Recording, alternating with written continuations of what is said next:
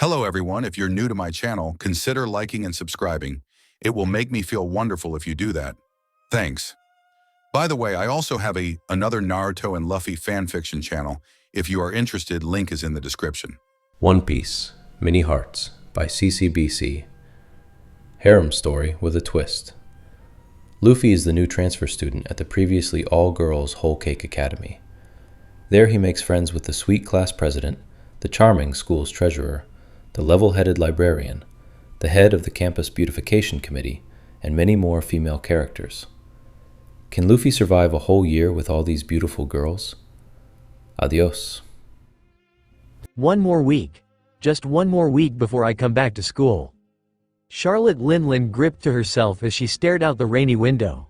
Ever since that Luffy guy exposed her not-so-sweet side, she had been trapped in her home and working on schoolwork from afar.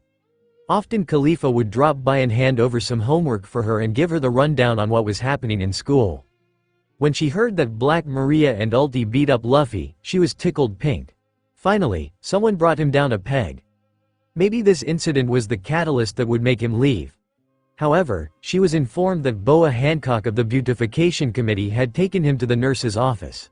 How dare that harlot think she could keep that boy there? She would have to deal with her little group later. Khalifa, isn't the school trip to Whiskey Peak coming up soon? Linlin asked via online chat to her second-in-command. Yes, we have scheduled a trip there tomorrow actually. It is required for everyone to pair up with someone to conquer the mountain trails. Khalifa informed her, pulling up the permission list of girls attending. And yes, Luffy is attending this trip. I'm quite surprised about who he got to sign his permission slip though. It would appear that our little monkey has some famous friends. Linlin scanned down the list until she saw who signed Luffy's permission slip. Are you kidding me? A few days earlier. Hey Auntie Makino, long time, no see. A few miles away from Whole Cake Academy was one of the few safe havens that Luffy loved. On Fuchsia Street, there was a small bar where Luffy spent most of his youth at when his father and grandfather were busy. Luffy would run over after school and hang out with his loving Aunt Makino, owner of Party's Bar, one of the most popular bar in town. Makino was a kind-hearted woman, letting Luffy have food for free since he helped out in her bar. Her dark green hair was tied back with a light pink bandana today and she wore a blue blouse, white apron on her blue jeans, and black and white sneakers. She may have been the owner, but she also was the bartender and chef too. Every Friday and Saturday night Luffy would come by to help clean the bar after everyone left their tables or serve some drinks to patrons. Or be a babysitter to her son. Either job earned him money and he was happy for that. Today he was coming in to do his busboy duties, tying his apron on and getting his tray ready. After all, the usual customers would come around 6 and he had to be ready. How's school been going? I heard from Shaki that your grades have been steady with some A's and B's in certain classes. Makino said, pouring some drinks into cups to get ready for the rush. She and Rayleigh keep in touch with Shanks and they want to see the baby constantly. I'm not going to lie to you Makino. I've tried my best to fit in, but some of these girls aren't the nicest to deal with. I got beat up the other day just because I'm a guy. Luffy admitted, rubbing the back of his neck.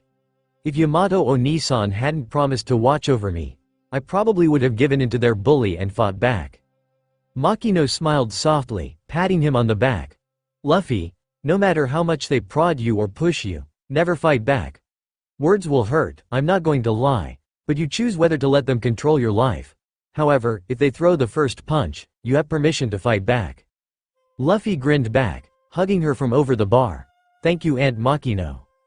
Now then, you have a field trip coming up soon. Makino said, giving him a knowing look.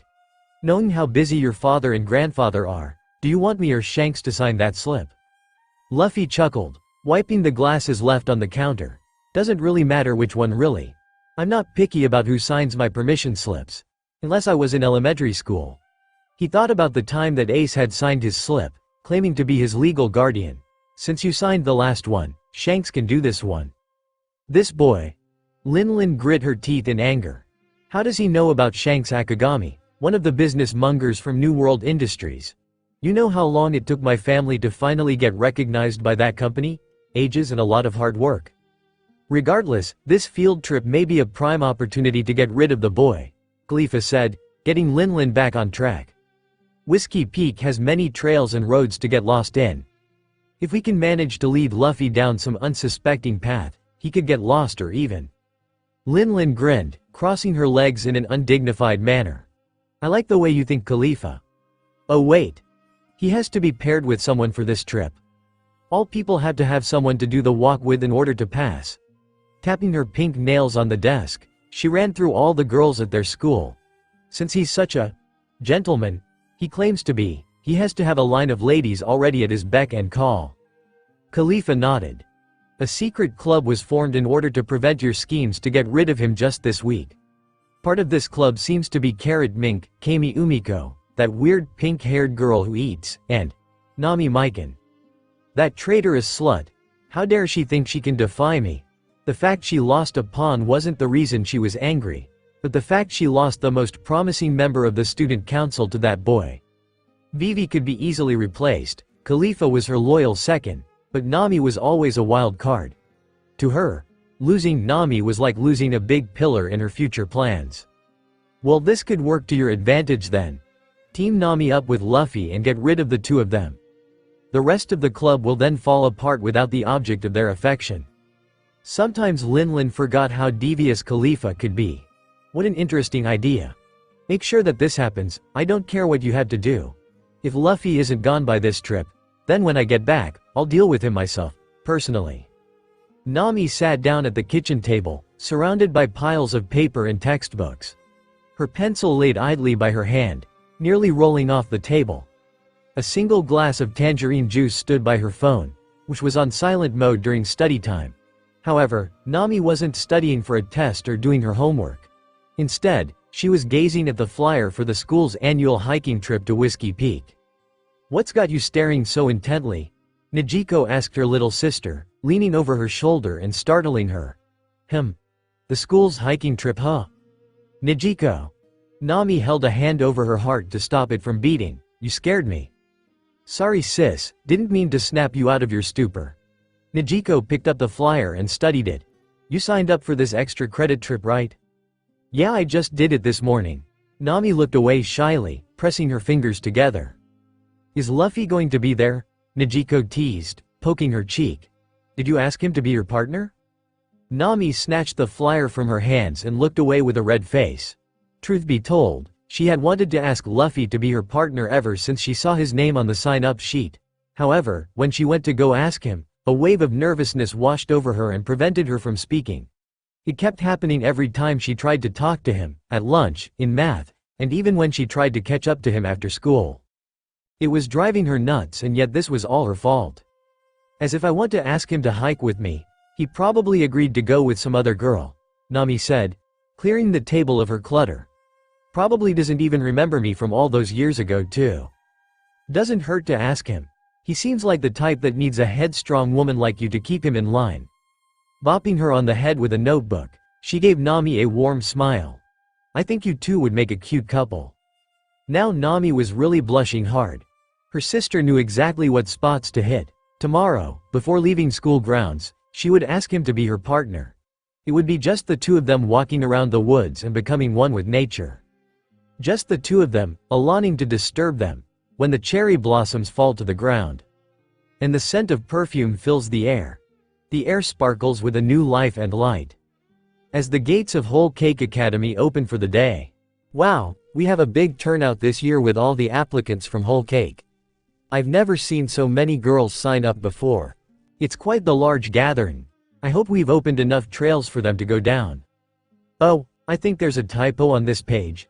This name isn't female sounding at all. Huh? What do you mean? Luffy sounds like a female name to me?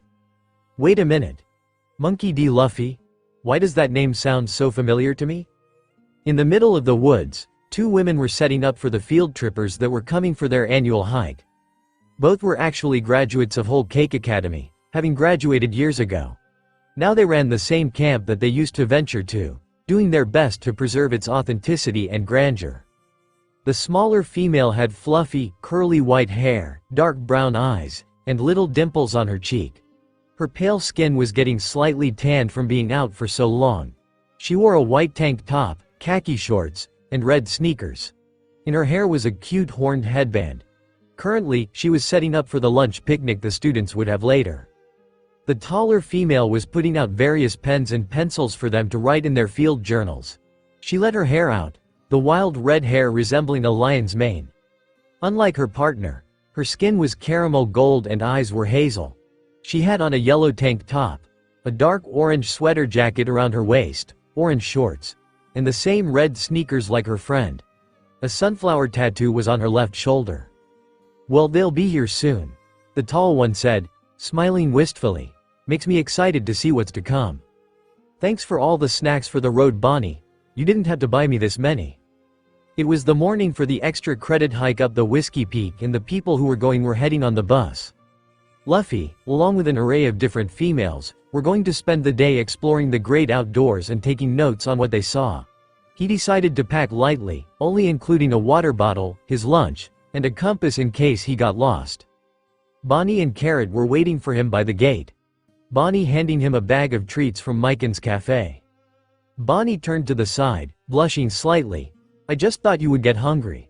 I remember doing that field trip when I was in your grade and I nearly died of hunger after going through my rations." Carrot pouted. "No fair. You get to spend a day in the woods with all those cute creatures while I have a biology test." Luffy laughed and patted the girl on the head. "Don't worry, Carrot, I'll make sure to take some pictures of those cute woodland creatures for you." "Luffy, you are too pure for this world," Carrot cheered, giving him a big hug before catching herself and yanking backwards. "I wish I could have gone with you." A whistle sound was heard as the assistant coach, whom the girls affectionately called Baby 5, herded all the girls on the bus. The voluptuous beauty with a heart of gold was one of the few teachers Luffy actually had a good conversation with. In fact, she was the reason he was on this field trip in the first place. "Miss 5, do you need help with those flyers?" Luffy was on his way to the cafeteria to meet up with his friends when he ran into the clumsy assistant coach. The poor woman couldn't see where she was going and ended up ramming right into him, sending the flyers scattering all around. Fixing her thick glasses, Baby 5 nodded. "Thank you so much. I rather not have these all trampled and muddied when the rest of the students come out." Picking up the papers, Luffy read what was on them. "A hike in the mountains. This school does field trips." Baby 5 smiled. "Yeah, and you get extra credit for doing so. We go to a camp we rent out for the day and they led us through the woods. Then we have all of you go off and explore on your own. You have to bring a journal to write down your observations in order to get credit." "Yosh, this sounds like fun. Where can I sign up?" Luffy asked, excited for the prospect to be in the woods without feeling like his life was in imminent danger. When he was small, his grandfather brought him and his brothers into the woods and left them then for entire weekends to learn survival skills. "I can sign you up as soon as we finish putting these up around school." Baby 5 handed him half the pile. "You are a sweet guy, Luffy. One day, you'll find someone lovely to marry you." "I rather not think of marriage right now," Luffy said, sweat dropping at his delusional teacher. Getting on the bus was the easy part, at least that's what Luffy thought. The hard part was trying to find a place to sit. All the girls glared at him as he entered the bus. He felt himself shiver a bit when he saw that Black Maria and Ulti were on this trip, both giving him sneers as he shuffled by. He nearly tripped over Ulti's foot when she stuck it outwards. They knew that Hancock had helped Luffy as well as some mysterious female with long red hair. Ulti thought she looked vaguely familiar, but Maria said otherwise. They weren't here to make friends, they were only there to make that boy's life miserable. Khalifa had told them this morning the plan that Linlin had cooked up. Had she not been in an alliance with their boss, they would have thought Linlin was some psycho who had it out for the Straw Hat Boy. Luffy continued his trek backwards, getting passing glances, hateful glares, and annoyed looks as he continued. He was contemplating sitting on the ground at one point before someone called out his name. "Luffy, over here." Nami waved him over to her spot on the long bench in the back row. "I saved you a seat." "Nami, man, am I happy to see a familiar face," he said, sitting down next to her. "I didn't know you were on this trip." "Well, I decided to sign up last minute. Had to tell Ms. Monet that I would be studying weather patterns up on the mountain."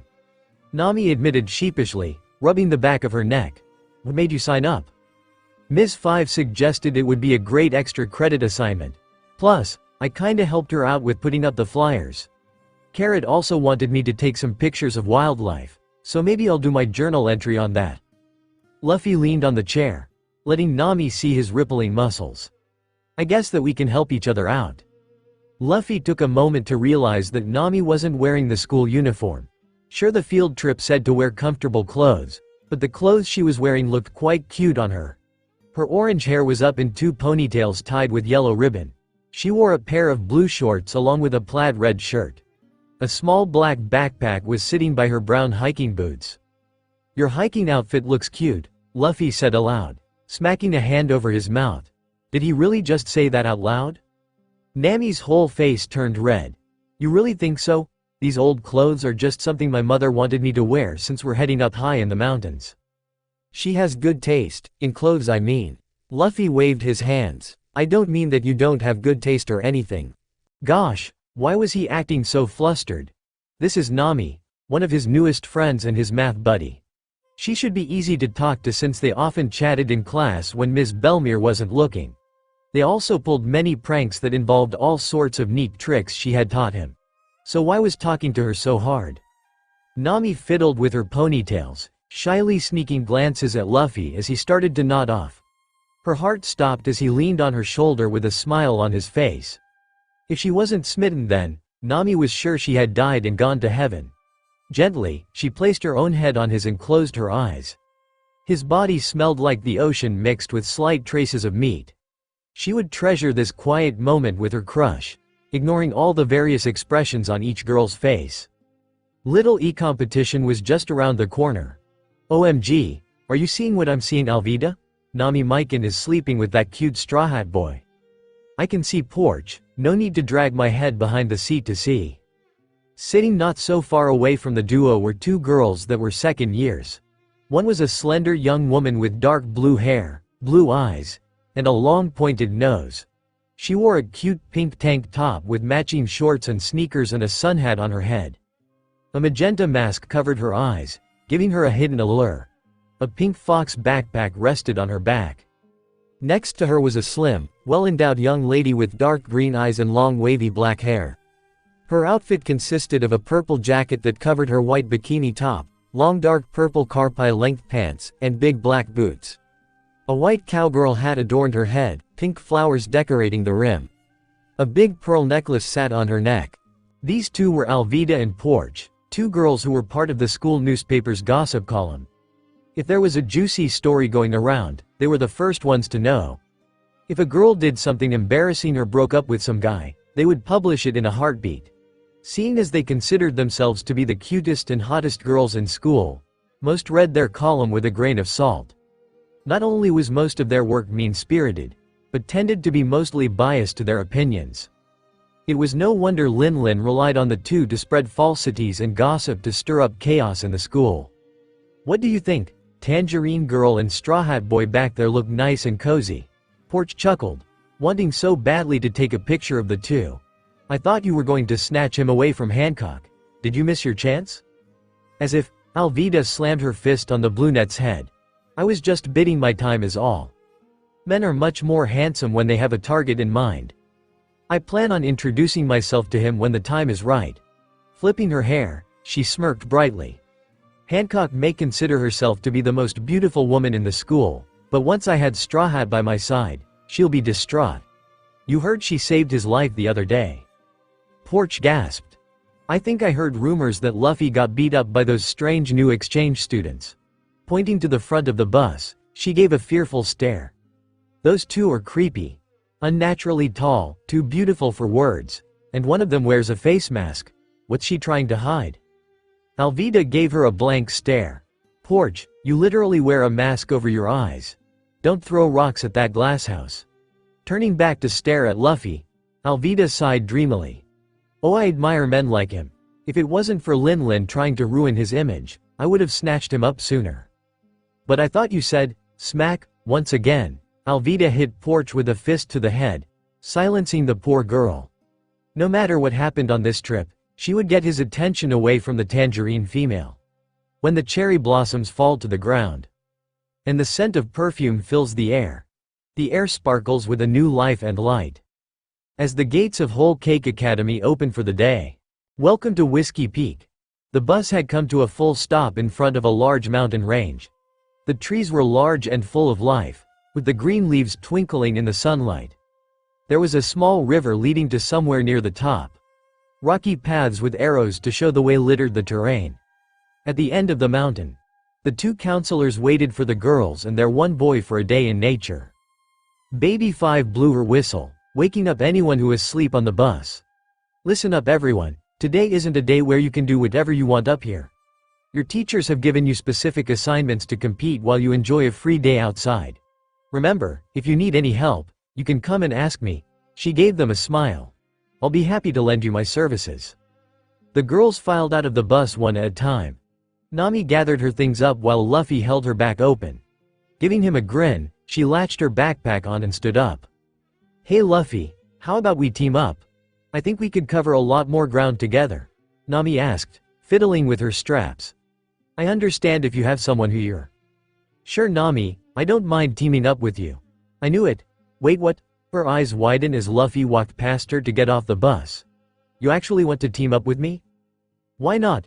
We haven't had a moment together in a long time. Last time we were alone, Arlong and his bully friends were bothering you. He leaned against the railing of the stairs. It would be nice to hang out again with you. Nami felt herself physically get hotter as she stumbled out of the bus. The rest of the girls snickered at her actions, making her glare harshly at them. No way would she let anyone else see this side of her. The group came over to the campsite where the two female counselors awaited them. The smaller one waved at them, her face showing excitement. Hiya Whole Cake students, I'm Mary and this is my friend Sunny. We used to go to your school before graduating and can't wait for all of you to explore the nature trails of Whiskey Peak. Now, I'm sure you all have partners in mind, but we did the liberty of pairing you off before you got here. Nami's face fell as she darted her eyes towards Luffy, who was scrunching his eyes at Mary and Sunny. What if they were on two different teams and didn't get time to spend with each other? What if he paired up with someone else and forget about her entirely? However, Luffy wasn't paying attention to Nami's social dilemma at the moment. Mary and Sunny were coming around to give everyone a compass and an additional writing utensil. When they came to him, the duo stopped and gasped before hugging him. I knew you looked familiar. Monkey D. Luffy, what are you doing here? Sunny exclaimed, pressing him against her chest. Sunny, you are going to choke the poor boy, Mary screamed, trying to pry him from her friend's busty chest. The entire group watched in silence at the scene. Excuse me, but do you know him by chance? Nami asked politely, masking her annoyance a bit. We used to babysit this guy when he was little, Mary explained, most of the girls surprised by this. His father hired us to take him to school, play with him, and even take care of him when he didn't come home. For a while, we were this guy's mothers.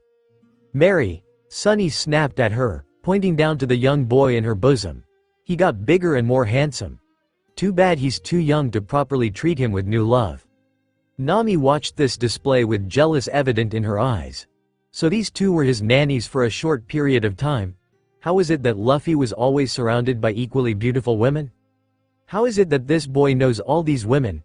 Alvida pondered aloud, crossing her arms and glaring at Mary and Sunny.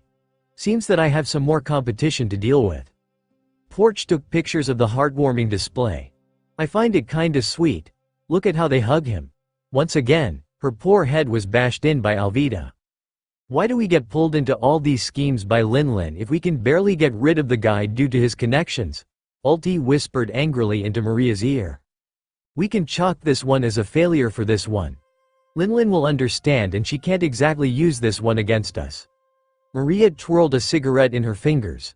We only have to worry about her for another week before we can go back to Wano.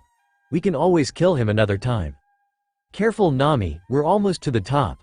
How about you be careful, you nearly tripped back there. Thanks to Mary and Sunny, they allowed Luffy to team up with Nami, much to Alvida's chagrin. After filling up their water bottles, they took the northernmost path upwards. It was mostly peaceful, the path littered with squirrels and rabbits. Flowers not from their region grew wild and spun around the trees. Luffy took plenty of pictures for Carrot, the girl telling him about her love for rabbits. Nami was able to track the cloud patterns and temperature as they hiked more up the mountain. Are you okay? Sure you aren't having a heat stroke? Luffy inquired after they decided to take a break on the cliffside.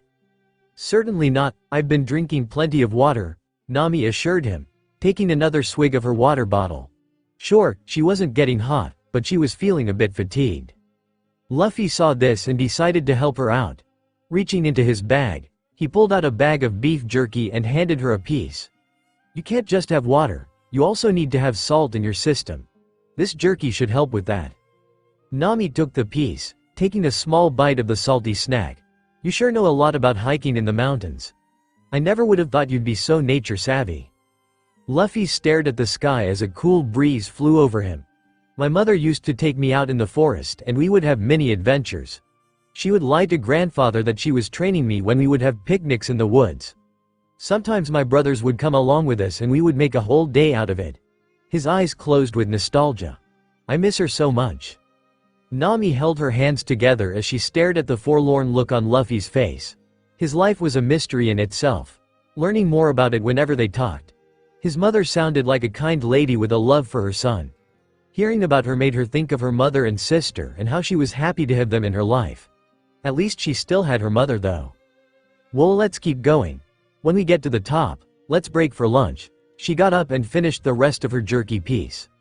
Mary said there was a small spring up there where we could refill our water bottles up. Luffy was pulled from his memories as he got up as well. Giving her a big grin, he nodded. Yeah, let's get to the top. I bet the others gave up and are going back down. The view was breathtaking. Overlooking the entire valley, Nami and Luffy stood at the top of Whiskey Peak with tired looks on their faces. True to their word, a small freshwater spring was at the top along with a whole field of flowers. Nami squealed, letting down her guards slightly to roll around in the flowers.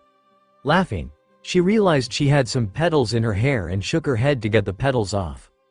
Hey Luffy, take a picture of me in these flowers, she called out to the Straw Hat Boy who was overlooking the valley from the edge. When he didn't come over, she gave him a worried look. Luffy, are you okay? The young man stared out into the valley with tears in his eyes. The same feeling of nostalgia washed over him once more as he recalled a memory of his mother.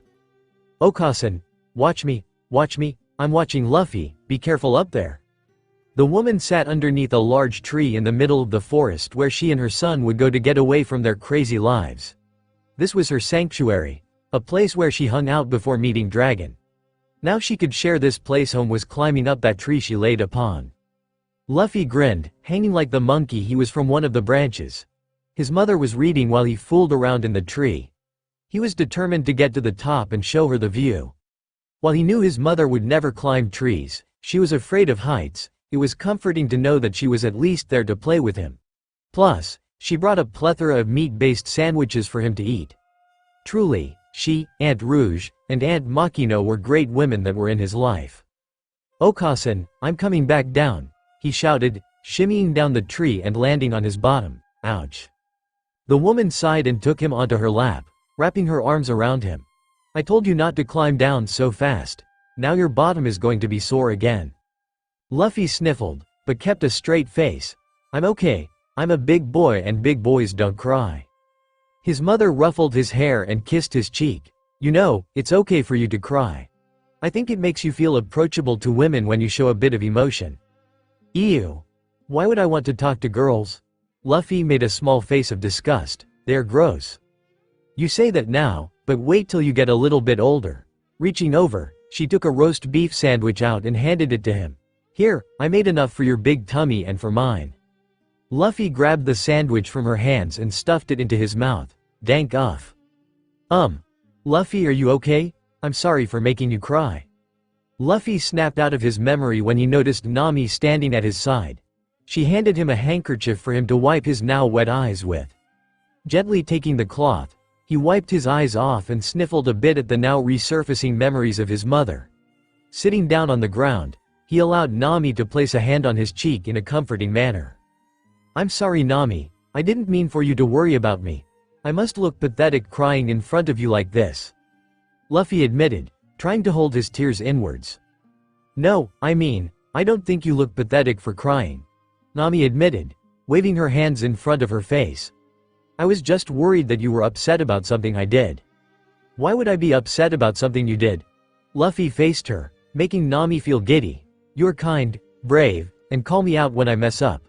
If anything, I think my mother would have loved to meet you." These words weren't at all what she was expecting. Luffy was vulnerable, showing his true self to her right now. Nami had no idea he felt that way about her. He literally told her that his own mother, a woman he admired, would have loved to meet her. This was quite an honor in her eyes. No words came from her mouth as she fumbled to get the bento out for them to eat lunch. Handing him his, she quietly opened hers and started eating slowly, enjoying the view sitting by him. Luffy watched her as she laid her head on his shoulder like they did on the bus. This small action made him smile warmly. "When I looked to my side, you were there, Nami. When we ate bento together, it was so delicious. When we both said that the scenery was beautiful, I was glad I didn't hold back. I'm glad that I didn't hold back, and that I said that I wanted to go with you, Nami." Later, at the Charlotte estate, a certain pink-haired female was growling to herself as she received news from Khalifa that Ulti and Black Maria failed to get rid of Luffy again. Frowning, she slammed the laptop on her desk down and stomped downstairs. The rest of the family heard her angry stomps and avoided her as she made her way to the kitchen. Pudding stopped stirring the pot of hot chocolate when she noticed Lin open up the fridge and take out an entire chunk of confetti cake. This wasn't good, she was starting to stress eat again. Even the annoying Flamp had stopped pestering her for sweets to get up from the table and run to her room. The only ones in the room now were her and their large sister Smoothie, who was reading the newspaper at the table. Lin stabbed the piece of cake and munched hard into the sprinkles. Pudding gave Smoothie a look to ask her what was wrong. Rolling her eyes, she placed her newspaper down and took a long swig of the orange juice that was by her side. "What's wrong, Lin? I haven't seen you this upset since that time your favorite ice cream parlor closed down," Smoothie said, watching her sister stab the cake to oblivion. "If you must know, I've had a vendetta against a student in my school," Lin said, smacking her lips against the frosting that covered them. "He's been a thorn in my side since day one and he drives me crazy. All his talk about wanting to be friends to all the girls and he managed to get some on his side. Then he had the nerve to get me suspended for all the fake news I've spread around the school for years. I've never been caught before and since he's been here I've been losing supporters." Going back into the fridge, she pulled out another chunk of cake. "What annoys me the most is that he hasn't raised a single hand to me, threatened me, or even made me feel uncomfortable. I can always use that against any guy that has tried me, but he's such a gentleman that he doesn't hurt girls." Smoothie sighed, regretting asking her about her problems. "So your problem with him is that he's a nice guy who did nothing wrong, but expose you for all the crap you did to other people?" Pudding nodded in agreement, pouring the chocolate mixture into a mold. "Seems like you have a problem with the way he wants to make friends. He's such a nice young man to me, not unlike that chivalrous Sanji who constantly tries to date me. I think you can't handle the emotions he's trying to throw your way." Lin looked up from her cake and gave her sisters a glare. "Where are you going with this?" Smoothie shrugged. "Seems to me that, and I may be wrong, you have a crush on him." Pudding quickly grabbed the paper towels and stuffed her ears as the ear-splitting scream coming out of Lin made the entire household come downstairs, some with worried looks and others with looks that could kill. Katakuri, who had been chatting with Brûlé in living room, immediately rushed into the kitchen with a combination of both. Lin's eyes had turned entirely red as she slammed her plate onto the ground. "I do not have a crush on that guy nor will I ever consider going out with him. I will get rid of him and any trace of him when I get back to school." "Who the heck is she talking about?" Cracker asked Katakuri, who just rubbed his forehead in annoyance. "Some guy at school she has a crush on apparently. A nice looking and nice acting guy too. When hinges creak in doorless chambers." And strange and frightening sounds echo through the halls. Whenever candlelights flicker where the air is deathly still, that is the time when ghosts are present, practicing their terror with ghoulish delight. Horrororo. It's here, it's finally here. In the eerie part of town, in the small sector of Thriller Bark Road, there was a large mansion that screamed haunted house. No sunlight shone. A fog covered the area, and moaning sounds of the dead were heard. Yes, it was inside this mansion where a young girl in her second year of schooling was prancing around her godfather's house. The mansion itself was decorated with swords and red roses with the occasional ghost plush from the girl. This girl had unusually big, round eyes, and long, light pink hair that she keeps tied into 2 pigtails with black and white flower hairpins. She wears a red crown with a black cross on her head, as well as red lipstick and a thick layer of black eyeliner. Her school uniform was a white blouse with a purple ribbon on the front, dark purple skirt with cobweb outlines, long black and white striped stockings, and black flats that had cat ears. Under her arms was a scary zombie bear plushie wrapped in bandages. As she entered the kitchen area, her godfather looked up from his morning paper and took a long sip of his coffee. He was a tall, lean man with black hair, a short beard, mustache and sideburns that point upwards. His strangely colored red eyes, which resemble a hawk's eyes, was filled with a spot of happiness at his goddaughter's delight. He wore an open white shirt with a ruffled neck, black dress pants, and a red and black cape on his back. Perona, his voice made the girl stop dancing for a second and sit down at the table in front of him. What could be the cause of you prancing around my house for? Perona giggled, handing him the letting in her hand. This hockey, I got invited to Whole Cake Academy to help prepare them for their Halloween festival. They want me to write and direct their Halloween play. Mihawk scoured the letter, smirking when he noticed that Akagami Shanks was helping with the preparations as well. Whole Cake is that fancy girl school that Akagami's nephew attends. Surprised they let him in despite the controversy it causes. A boy going to an all-girls school? This is perfect for my play idea then. Wasting no time, she grabbed a box of Count Chocula from the cabinet and kissed him on the cheek. I need to catch the bus to the school. Headmistress Shaki said she's going to let me attend for a while to help set things up. Mihawk sighed, taking another sip of coffee. He wondered where she got all this energy from, since she mostly dwells in darkness and shadows for most of her life. Halloween was the only time of year where she was at her highest happy. Between her and Zoro, they were the only two whom he showed care for. Wait, Perona, I'll drive you to school, it's close to my job. Magical Halloween theater show? Autumn had hit the school as the cherry blossoms that flew in the air were now leaves flying down to the ground. Luffy was seen walking into the school with Robin and her mother, who were holding books to place into the school's library. Since it was that time of year, they usually place some of the more obscure titles of spooky and macabre with the school textbooks. Olvia grinned as she watched her daughter and the young man chat on the way into the building. Every year, the girls hold a festival for Halloween where some make food, some hold games in booths, and we put on a show for the children of the neighborhood. Robin adjusted her stack of books. Last year, we put our own creepy spin on Little Red Riding Hood and other fairy tales. President San was the witch that wanted to eat Hansel and Gretel. Luffy laughed, picturing Lin wearing dark robes and cooking children. Seems like a role made for her. I'll help out in any way I can. What's the show going to be this year? Olvia turned to look at him. The headmistress hired someone from Thriller Bark Theater School to help write and produce the show this year. After last year, she didn't want Lin to write any more plays for the school. That girl can throw the biggest tantrums. Luffy and Robin both sighed loudly as they entered the school. Seeing pumpkins on the ground and purple, orange, and black streamers hanging from the ceiling, Luffy concluded that the whole school was now excited for the holiday to come. Several females even changed their regular pins to include spiders, skulls, and other Halloween elements to their outfits.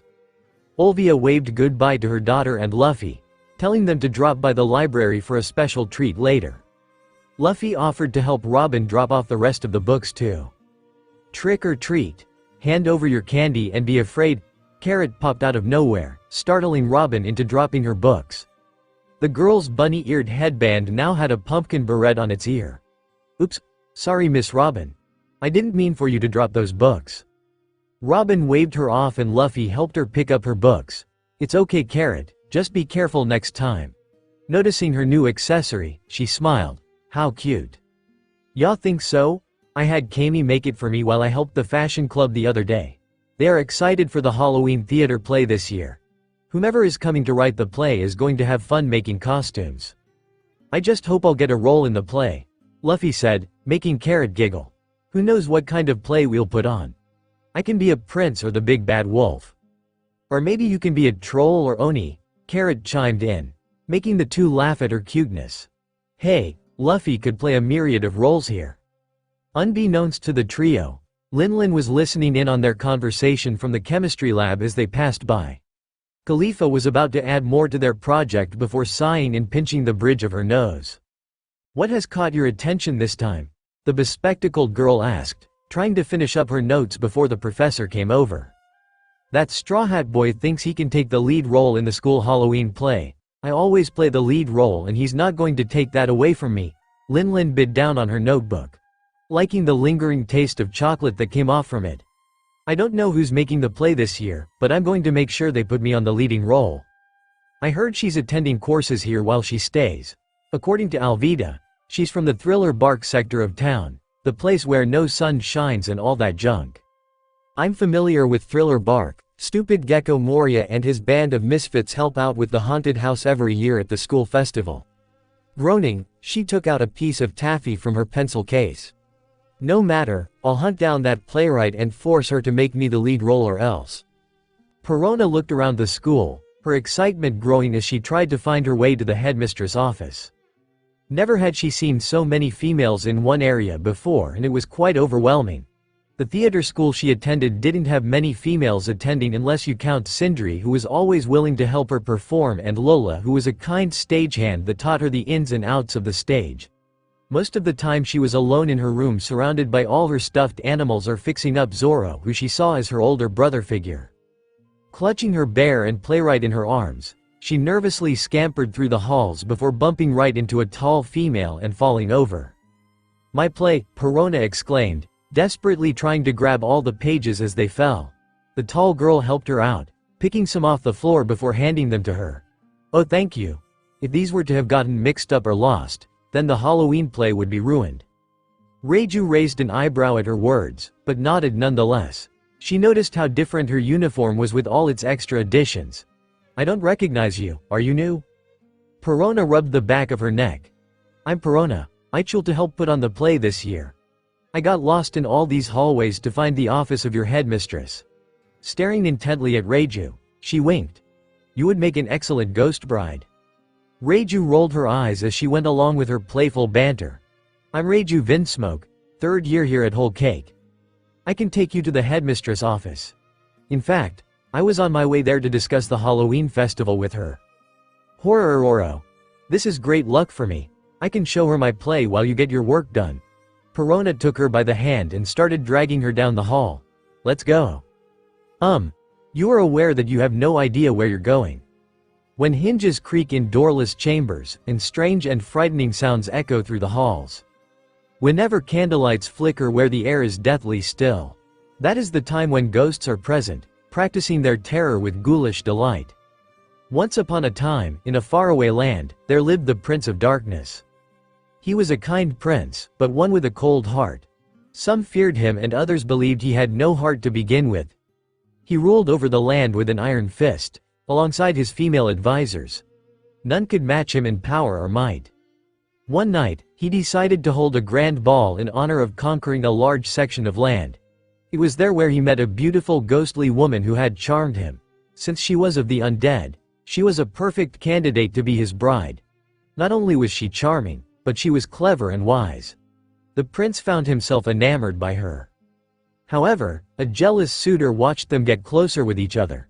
She too wanted the prince to fall for her, not liking the attention he was giving her. For you see, this woman had placed the curse on the prince, preventing him from ever finding love unless it was with her. The ghost bride was slowly melting his heart, the heart that was meant for her. Before she could interfere, the prince had asked the ghost bride for her hand in marriage. Enraged by this, the jealous woman disguised herself as the ghost bride and locked the true bride away in the dungeon on the day of the wedding. If she could walk down the aisle with the prince and have him declare his love for her, then the prince would be forever hers. What she failed to notice is that the ghost bride had made friends with the castle staff and the female advisors. Noticing a change to the fake bride, the high vizier searched the castle and found the true bride who had been calling out in the darkness. Freeing her from the bonds, the bride and the vizier raced to the grand hall and put a stop to the ceremony. Before the prince could declare his love for the false bride, the true bride emerged. Furious at her deceit, the prince demanded for her head and went to gather the true bride in his arms. The two sealed their love with a kiss, and the curse upon his heart was broken. The Prince of Darkness and the Ghost Bride would forever rule the kingdom with love and harmony. And thus the tale of the Ghost Bride ends. What do you think, Headmistress? Can we make this play happen? Headmistress Shaki smiled at the enthusiastic female jumping up and down in front of her. Taking a long drag from her cigarette, she blew it out the window that Reiju had opened earlier. A gothic fairy tale, huh? I think this sounds like a great idea, Miss Perona. I believe you'll find that Whole Cake has many able bodies to help set up the stage and get props made for your little story. Kami from the fashion club has volunteered to help make your costumes for the show. M's Pudding has also decided to make desserts to serve at the show. You shouldn't even have problems finding who the roles should go to. Shaki said, looking over the play once more. I must say, this is very well written. Horororo, I'm so glad you agree. I can't wait to put this on, Perona exclaimed, before gesturing towards Reiju, who was standing off to the side. I already found my ghost bride right here. Reiju blushed slightly, turning away to hide her face. Me act? I've never participated in one of these plays. How would you know I'm perfect for the lead female role? Miss Reiju, I can see so much potential in you being our ghost bride. You have the look, the feel, and even the attitude I'm looking for. Perona held her hands, giving a bright smile. Oh, please say you'll consider this. I don't know who would even replace you. Shaki laughed at the mixed expressions going about Reiju's face. You heard the director, Reiju. If she deems you perfect for the role, you should try it out. Might be fun to spend your final year here doing something fun. Seeing no other option, Reiju backed down. Oh, alright, as long as I don't have to wear anything frilly or cutesy. Amazing. My first participant. I'm so excited to see if I can find others that fit the roles. Perona cheered, grabbing the papers off the headmistress' desk. I think you said you had some people already requesting to join the show. Do you have the list, headmistress? Shaki handed her the paper with signed names. Here's the ones that signed up. I should probably remind you that we have one male student that might be perfect for the prince role. Oh yes. I've heard about him. I'll have to ask him. The bell rung loudly, signaling lunch break. Perhaps I'll go find him now. Thank you for this opportunity. Waving once more at Reiju, Perona ran out of the room towards the cafeteria. Shaki smiled as she watched her run out of the room before turning back to Reiju. Now what did you have to discuss with me, Reiju? Reiju cleared her throat before giving a serious look. There have been rumors going around that a group of individuals will be disrupting the Halloween play. As the head of the disciplinary committee, I think we should strengthen the security to prevent anything from going on. The woman nodded. See to it that we have stronger security measures for this play. Smirking, she pointed a pen at her. Enough to keep your brother off the premise. Reiju shook her head as her cheeks burned. I swear he finds a way on this campus to either flirt with women or bother Pudding, whom I'm convinced is getting used to his antics. Looks like the school blog got an update on the play auditions. I hope I can get a role this year. The usual lunch gang watched and smiled at Carrot as her nose twitched like a bunny. Kaya and Kami laughed as even the ears on her headband seemed to move in happiness. Nami sipped her tangerine juice, staring idle at Luffy. Robin looked up from her book in keen interest at the news. Bonnie and Luffy both had their cheeks filled to the brim with their lunches. Carrot stared down at her phone as she read the roles before gasping loudly. Luffy, it says here that you got the lead role. Apparently, you're playing the Dark Prince of the play. Luffy's eyes widened as he choked on his meal before Bonnie gave him a whack on the back. Say what now? I didn't even audition and I got a role just like that. He looked over Carrot's shoulder, the post confirming what she had said. Oh wow, I can't wait to help out then.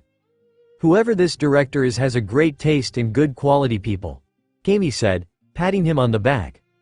I guess being the only boy in school has its perks after all. Don't worry, I'll make sure your outfit looks superb. I'm just gonna laugh when Lin reads this post. Nami snickered, getting a small chuckle from Robin. Knowing how she always tries to get the lead in every play, she's gonna be livid when she sees Luffy got it instead of her. Wonder how long that'll, Bonnie started to say before said pink-haired girl screeched from her table across the room. That was surprisingly fast. Khalifa sighed as she watched Lin practically stomp over towards Luffy's table. Ulti was full-blown laughing at her atrocious behavior while Black Maria shook her head at the girl's behavior. Luffy braced himself for the worst as he swallowed the rest of his lunch. Getting prepared for a full-blown tantrum from the class president herself, he was shocked when another pink-haired girl pushed her to the ground before she could get a word in edgewise. This new pinkette gave him a happy smile before shaking his hands. "You must be Luffy, I've heard so much about you from my godfather. My name's Perona. I'm staying at this school for the season to help out with the Halloween festival." She gave him a wink. "When I heard you were here, I couldn't help but give you the role of the Dark Prince.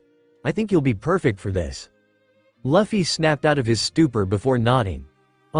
Sure thing, Perona. I'm glad I get to participate in your production."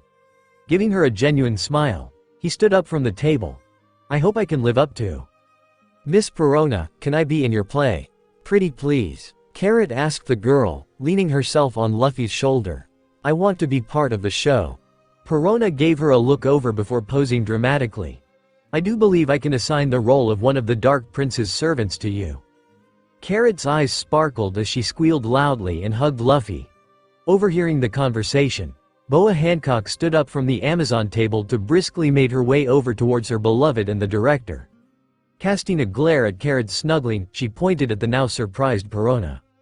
"Lady Director, I demand you put me in the play as well," Hancock declared, giving her quite the stare. Perona gulped before scanning the various audition papers before giving her a thumbs up. "Sure thing, Miss Hancock, I can let you be the Dark Prince's royal advisor," Perona shakily replied, not wanting to anger the towering beauty before her. Hancock gave her a small nod before walking back to her sit with her sisters. Her face lit red as she cupped her cheeks. "I'm going to be in the show with Luffy-sama. I'm so excited to be his royal advisor." "Well, if that's all for right now, I have to head over to the auditorium. I have to talk to the Builders Club about props and other show stuff." Perona turned to leave before feeling a cold hand clamp down on her ankle, making her scream. Lin, whose hair was now covered with floor grease and gunk, gave her a sneer so fierce that it frightened the Halloween girl to no end. Her eyes appeared red and flashing, giving her the visage of a demoness. "You dare push me to the ground and give the lead role to that inferior waste of space?" Her voice came out terrifying and dark, casting shivers down her spine.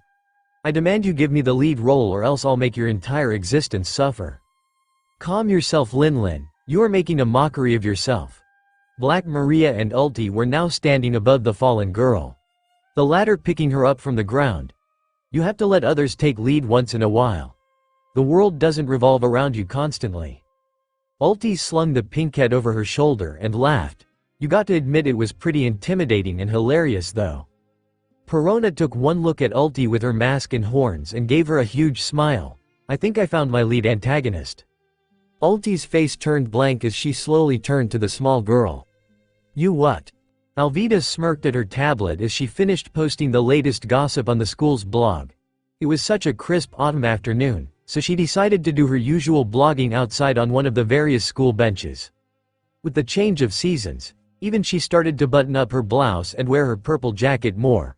Her lackey, Portia, had club during the lunch period so she couldn't enjoy the outside time she had.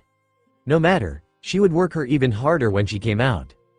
Just as she took a sip of hot apple cider she got from the cafe downtown, the slim figure that was Reiju Vinsmoke walked over to her, giving her a cold glance. Alvida was no fool. She knew whatever the pink-haired girl was looking for, she would know where it was. Not even peering up to face her, she waited till she came over to then look up. Well, if it ain't little Miss Chemistry Queen." Alvida drawled sarcastically, taking another sip of her drink. "To what do I owe the privilege of being in your presence today?" "Cut the crap, Alvida, and tell me who's coming to ruin the Halloween festival," Reiju said in her no-nonsense business voice. The kind of voice that told you she worked in the Germa 66 military base on a daily basis. "You're the school's gossip and know all of what goes on in the background. You must also know the people who would be more likely to cause disturbance at our festival." "So what if I did? Why would I tell anything to you?" Alvida challenged, giving her an equal glare. "I have to report what's going on around the festival that day. Plus, recording your little play at the same time." Noticing her shocked face, she continued. I just posted what you were talking about in the headmistress office. Don't ask how I got the information, it's basically confidential." You better not cause any trouble, or so help me I will land you in detention so fast." Leaving her threat to linger, Reiju left the smooth talker to herself. Alvida leaned against her hand with an evil smile on her face. Her tablet suddenly got a notification, causing her to look down with interest. Apparently, more girls were going to be in the play, but she didn't see Linlin anywhere on the list. Now this was a surprise. Serves her right to try to take Luffy's spotlight, Alvida thought, hugging the tablet to her chest at the thought of the Straw Hat Boy. Once she got rid of the tight competition, he would be all hers to toy with. For now, she would get her information from her mystery accomplice while informing the ones who will ruin the play on the new stuff. This Halloween is going to be a scream when hinges creak in doorless chambers, and strange and frightening sounds echo through the halls. Whenever candlelights flicker where the air is deathly still, that is the time when ghosts are present, practicing their terror with ghoulish delight. The day had finally come. The whole Cake Academy Halloween festival was in full swing. Many families and other students from different schools came to see the spectacle. Pudding, along with some of her siblings, were selling treats by the front gate, from pumpkin pie to apple spice cupcakes. The Amazons, bar Hancock, had the game booths manned and handing out prizes to whomever could beat their challenging games. Even Nami, who was dressed as a pumpkin witch, was doing her part by helping with the funds and donations with Vivi, who was dressed as a desert princess. "Whoa! Look at the haul we got so far." Dollar signs appeared in her eyes as Nami sorted through the money.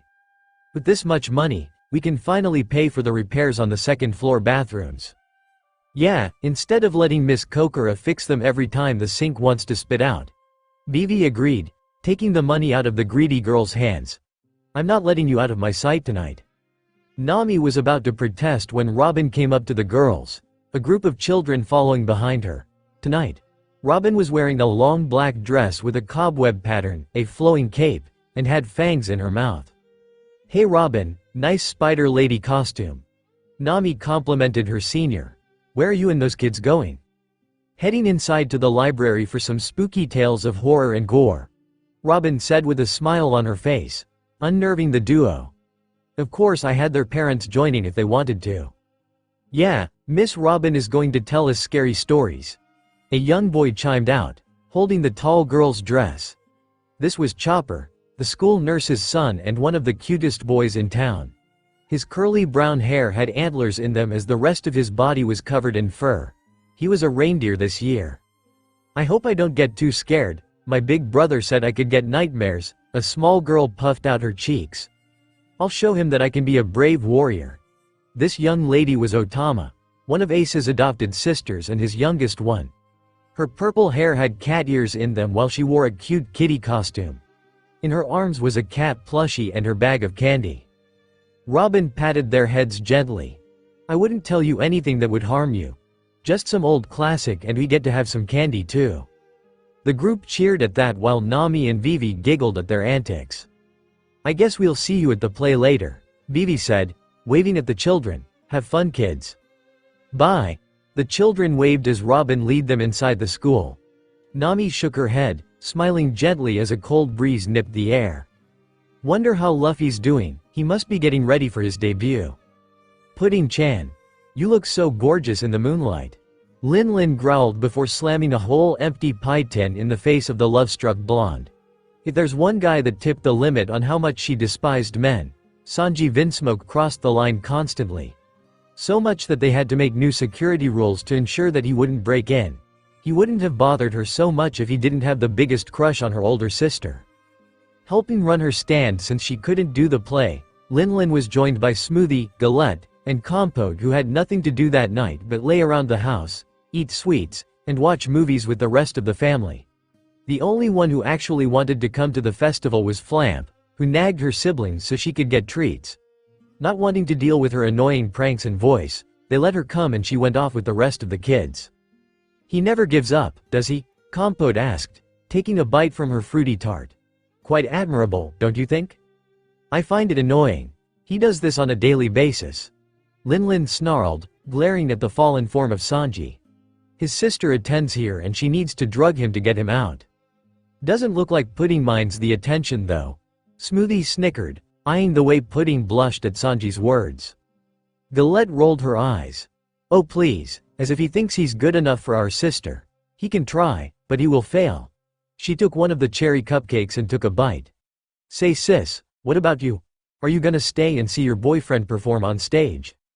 Smoothie and Compote gave the devilish girl a stern look before bracing themselves for another temper tantrum from their sister.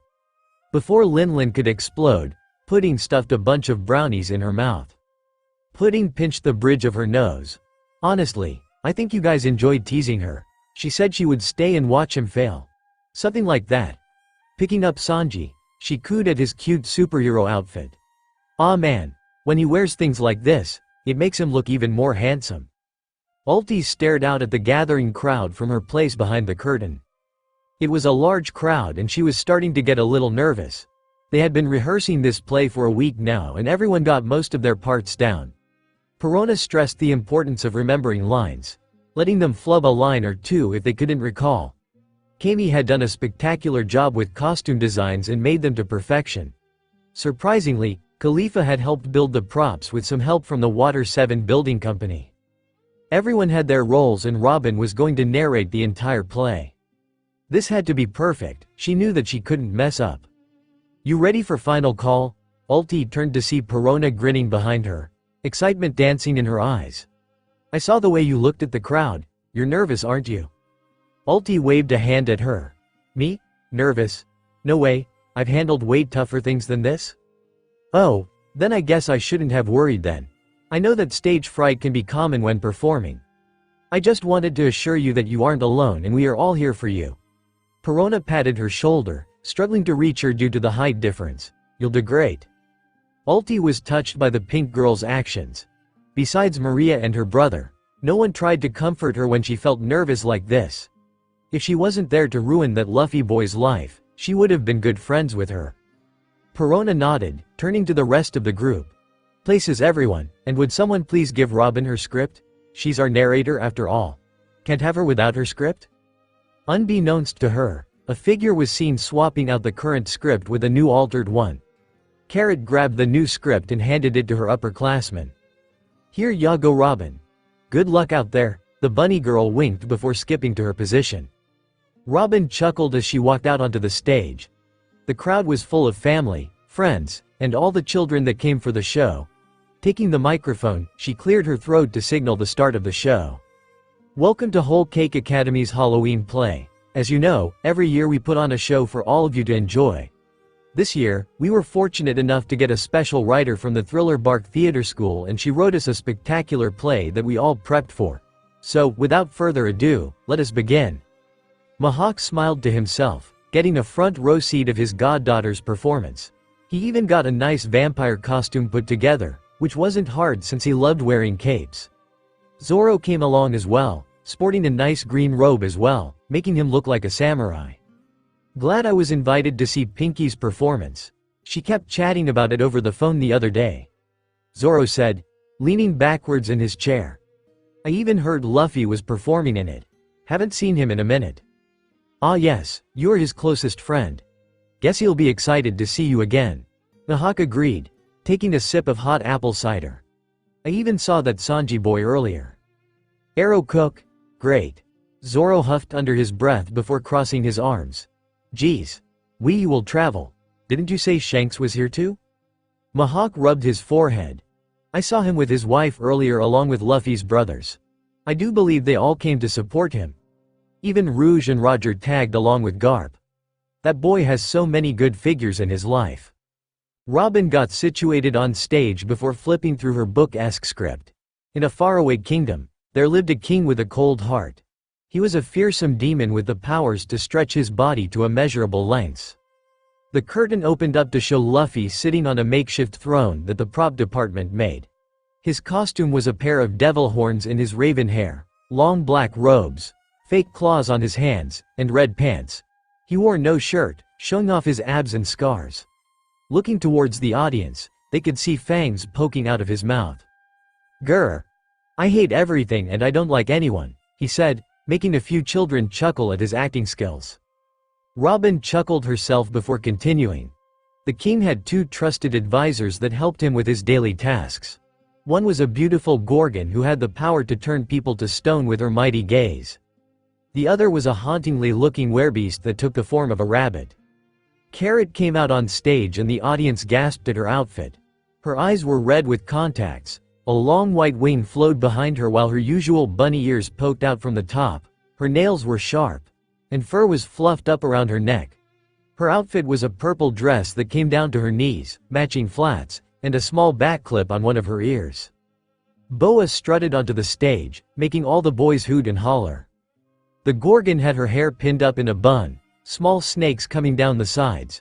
She wore a scarlet-red kimono decorated with golden snake designs, a beautiful golden hair ornament, and red lipstick. Her eyes narrowed at the vulgar men in the audience before resting upon Luffy's costume. Along with the other girls, they had no idea what Kami designed for Luffy, so this was their first time seeing his king outfit. Hearts danced in her eyes before she had to be in character. "Glory to the king and may he live forever," Boa said, her demeanor being one of serious nature. "Tonight is the night where you pick your bride to be. Shouldn't you be happier?" Luffy made a pouting look on his face. "I will take no bride for I will not love her like she will love me. What is the point of having an unloved lover?" Carrot bowed slightly, giggling internally at the serious voice Luffy was putting on. "We still need to put on the grand ball. You sent out those invitations, you must honor them." Luffy sighed and placed a hand on his forehead. "Very well, send in the guest." The children gasped as the rest of the girls walked on stage wearing their costumes and masks. Robin smiled to herself as the dance team led by one of the captains of the sports team Rebecca performed on stage. Various people, including her Aunt Viola, clapped at their dance when it was through. The ball was grand, but the king just wanted to leave in peace. Robin read. However, someone entered the room and caused the entire place to freeze at her appearance. The lighting crew changed the colors to blue, signifying the change in atmosphere as Reiju made her entrance. The female had blue roses in a crown on her head, her face covered in fake stitches and blue lipstick. Her outfit was a white ball gown, white heels, and wrappings on her arms. One of her eyes was covered with an eye patch, giving her an air of mystique. Luffy leaned off his throne, conveying shock and awe on his face. "Who is this maiden who enters my castle? I've never seen such a woman before." Nearly forgetting her lines, Boa bit her lip before replying. "She is the princess of the zombie clan, and she has been kept a secret from everyone. No one knows where she came from, but no one knows how she got here." The king's attention was enthralled at the beautiful zombie woman. Perhaps she would be the one to break his frozen heart. Robin stared the children, who grinned at her. The rest of the play went without a hitch so far. Reiju was as nervous as Ulti when they exchanged lines later in the play. The girls enjoyed the love story while the boys liked how Luffy was a powerful-looking king. There were moments where some girls flubbed their lines, but improvisation was key. Perona was happily watching the pieces of her play, getting excited as they reached the end. "How did you find out about my wicked plan?" Ulti asked. Her character had just been caught trying to get rid of the zombie princess. "You thought you could get rid of the princess underneath the king's nose?" Carrot said, poking her own nose. "You forgot I am part animal and can sniff you out. For going against the crown, you will be sentenced to prison for life," Boa commanded, pointing down at her. Guards came around Ulti as she was dragged off stage. Reiju clung onto Luffy, her character feigning innocence. "I was so worried that no one would save me. Thank you and your attendants for your help." Luffy smiled, caressing her face. "For you, I've learned how to love again. Please say you would be mine." Before Reiju could say her line, a loud cry came from backstage. Both of them looked up to see the smirking form of Alvida standing there with a costume on herself. She wore black robes with a golden trim. Her signature cowboy hat was black with a gold rose, and she held a mace in her hands. Perona and Robin looked surprised to see her on the stage, but couldn't bring themselves to panic or cause chaos. Perona could see Lin Lin glaring at the stage before bringing her attention to her. "Do something about this," her eyes seemed to say. "My king, why have some simple-looking zombie when an Oni princess would be more your type?" Alvida called out, grinning at the shocked looks on their faces. "I've come to fight for your heart as well." Carrot and Boa stood beside Luffy, waiting for the signal to attack. Luffy held up a hand, calming the girls down. "What do you mean Oni princess? Surely you attacking my castle will cause me not to pick you. Don't worry about me, you should be worrying about the rest of your kingdom. Alvida snapped her fingers, causing a ton of men coming out of the background. One of them had a red nose that covered most of his face as he glared down at the Straw Hat Boy. Luffy now got into a fighting stance, seeing the familiar face of one of his childhood tormentors. Well, if it isn't, the clown. Buggy growled and got his fist out. Your reign is over now, Demon King. Where you stand will be the last place you'll see before I snuff you out. Before either of them could get a punch in, Ulti came out from the background and sent a flying kick to the side of Buggy's face. The clown guy was sent into the air before smashing into Alvida, knocking her off the stage. The enraged masked girl proceeded to then take out most of the intruders herself, looking more of a monster than the character she was supposed to play. The audience cheered on for the masked girl, said girl's brother cheering the loudest from his seat. Get M Ulti. Punch M right in the kisser, Page 1 shouted, Maria shaking her head at his antics. Luffy just laughed at the carnage that Ulti was putting down, not wanting to be outdone by her. Both Carrot and Boa joined in on the fight, eventually piling up bodies on the side. Reiju even defended herself by tossing some jerks over the side of the stage. Now the audience was in a frenzy, cheering on the various females for getting rid of the killer clown gang. Eventually, there were no more fighters and the females were out of breath from the fighting. Luffy clapped his hands, for once feeling happy that he didn't have to do the fighting. Thanks guys, you did great. Perhaps I'll just marry all of you instead of just one of you. Robin watched as all the girls laughed at this statement before all of them got up and gave a bow. And so, the Demon King married all his closest monster girls and they ruled the land for many years. Happy Hallowheard and clapped loudly as the children screamed with joy. Chopper and Otama waved at Luffy, who noticed and waved at them back. Perona came up on stage and bowed as the crowd cheered for the writer of the play. She saw Mihawk and Zoro giving her a thumbs up, making her beam with pride. All in all, it was a great Halloween play, when the cherry blossoms fall to the ground. And the scent of perfume fills the air. The air sparkles with a new life and light. As the gates of Whole Cake Academy open for the day, Luffy has been getting along quite well here at Whole Cake. Can't believe it's already been a month since he first started attending here. Shaki was smoking at her desk once more. The window opened to let her smoke out. In front of her was a video call she was doing on her laptop. On the screen, Rayleigh, her husband, was sitting at his desk at Golden Academy and having a nice chat with her. Is that all you called to talk about? I should be flattered that you wanted to speak to me at work, but this just seems like a routine update about our godson. Rayleigh joked, getting a small chuckle out of his wife. I'm glad to hear that he's been hanging in there, especially after what I heard about Linlin's constant bullying. Shaki took another puff before rolling her eyes in annoyance. That girl has caused so much trouble for this school. I think having Luffy here was a suitable punishment for all her misdeeds. He doesn't take crap from her at all. Sounds like Dragon's son, if his mother were still around to see him. You're still looking for evidence of her being alive, aren't you? There was silence as the two gave each other grim looks.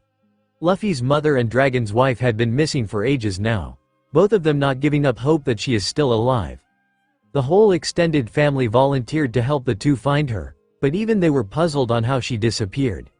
The only trace they could find on her was that she had attended Whole Cake Academy at some point. Shaki had taken over the position of headmistress to find any clues about where she might have vanished to. My school has little information on her, despite us being sister schools and all. I thought for sure that someone would have remembered her in her own school. Rayleigh sighed, rubbing the temples of his forehead. I'll keep searching along with the help of Olvia. Her background as an Ohara scholar does help with this a bit, in hiding her and her daughter within the school's protection services keeps the government from poking their noses where they shouldn't belong. Shaki stared out the window to see her students coming in for the day. Although, with the way this upcoming weekend goes, we might be seeing a lot more chaos. Quiet down class and listen up. Luffy looked up from his book as he stared at Miss Monet at the front of the class. However, instead of the usual green-haired bespectacled teacher, there was a small girl sitting at her desk. She had aquamarine hair and dark blue eyes. She wore a white dress with light blue polka dots, a magenta hooded cape with bear-like ears, a monocle shaped and worn like an eye patch on her left eye, and a small crown. as well as open-toed sandals. Her appearance was a carbon cut out of the teacher. And she was currently eating grapes while snuggling a cute black bear plushie. Where's Miss Monet? A student asked her, curious at the small child. Popping another grape in her mouth, the small girl gave a grin. My big sister is running late today and has asked me to fill in her role for this period. I was also supposed to tell you that family weekend was coming up soon. Taking another handful of grapes into her mouth, she gulped loudly. My name is Sugar, by the way. Kami gasped at her cute outfit. Your outfit is adorable.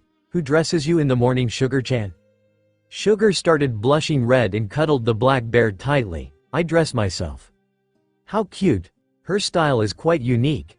I love her bear motif. Luffy even had some kind words to put out. I think that outfit really brings out your cute visage. Sugar finally noticed the only boy in class and gave him a wary glance. You're the straw hat boy that sis talks about. Walking over towards him, she examined his face. I thought you would be an ugly troll monster or something. Luffy laughed, making a funny face. Do I look like an ugly troll monster? Sugar backed up in shock. And no, I just thought all boys were mean and messy looking. She covered her mouth with her bear and looked away shyly. You don't look half bad. Suddenly, she felt a hand pat her bare hood and saw a smiling Luffy look down at her. Hey, not all guys are bad. The bad ones just set a terrible example on how we boys act. One day, you'll find someone special that you like and maybe he'll treat you with the respect you deserve. The girls around the room started whispering and blushing at Luffy's words. They had all heard rumors on how nice and sweet Luffy was to all females and were getting to know him a bit better due to his actions and gestures. Sugar puffed out her cheeks in embarrassment, not used to older boys being so nice to her. Plopping her chair down in front of Luffy, she placed her bag of grapes in front of him. Do whatever you want this period. I want to talk to the cute boy. She told the class, taking out a small pink polka-dotted bag and bringing out a coloring book. Just don't tell my big sis. My favorite school event has finally come. The student council was once again holding a monthly meeting in their room. Khalifa was taking notes and listening to everything that was being said.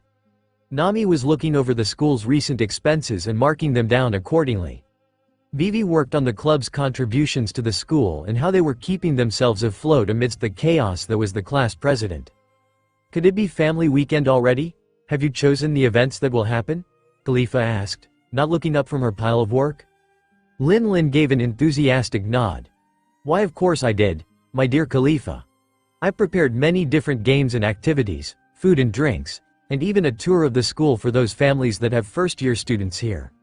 Everyone's families are invited to enjoy and join in on the games.